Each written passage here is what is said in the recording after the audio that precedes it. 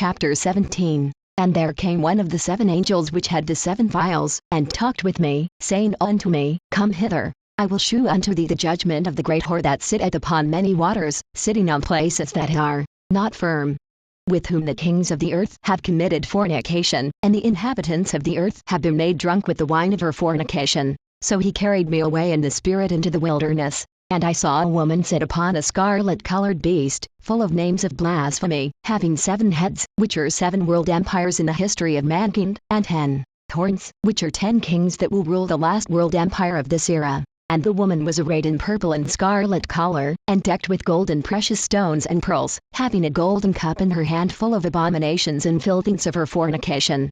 And upon her forehead was a name written, Mystery, Babylon the Great, the mother of harlots and abominations of the earth. And I saw the woman drunken with the blood of the saints, and with the blood of the martyrs of Jesus. And when I saw her, I wondered with great admiration. And the angel said unto me, Wherefore didst thou marvel?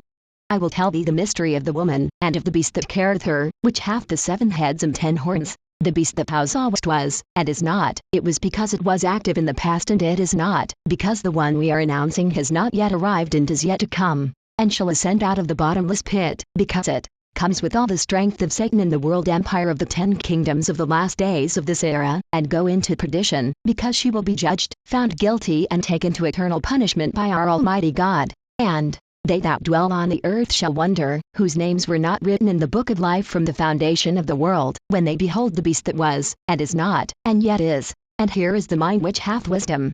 The 7 heads are 7 mountains, each of the 7 mountains represents a great world empire, for 7 in total, on which the woman sitteth, the same power is sitting on them. This is Satan who has acted and will act on each of the 7 world empires. And there are 7 kings, each world empire has a ruler, 7 kings in total, whom Satan has used for his purposes of destroying the human race. 5 are fallen, 5 world empires before John's time have passed, and 1 is. The Roman Empire is what it is, the one in action when the book of Revelation is written, and the other is not yet come, the world empire of the 10 kingdoms of the last days of this era that is to come. And when he cometh, he must continue a short space, the total time will be 7 years. And the beast that was, and is not, the world empire of the 10 kingdoms of the last days that is not, because it is not yet in function, even he is the 8th, she will be the 8th when Satan is released after the millennium and returns again to deceive the nations of the earth, and is of the 7, and goeth into perdition. Of the 7 it is because it is the same Satan who has deceived the nations on earth in a great way with these world empires, and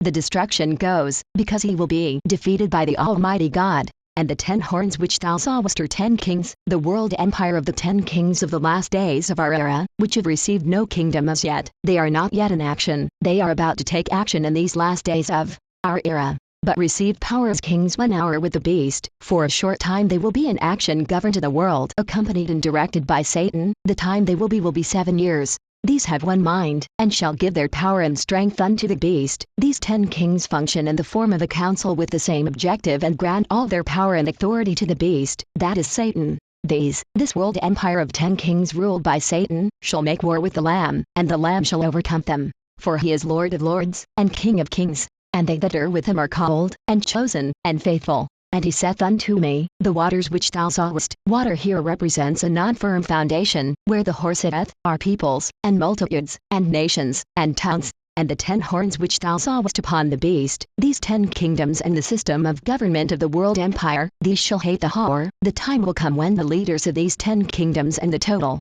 world government system formed by the men who are in office in this government will abhor the conduct of the maximum leader and the leaders of the religious organization.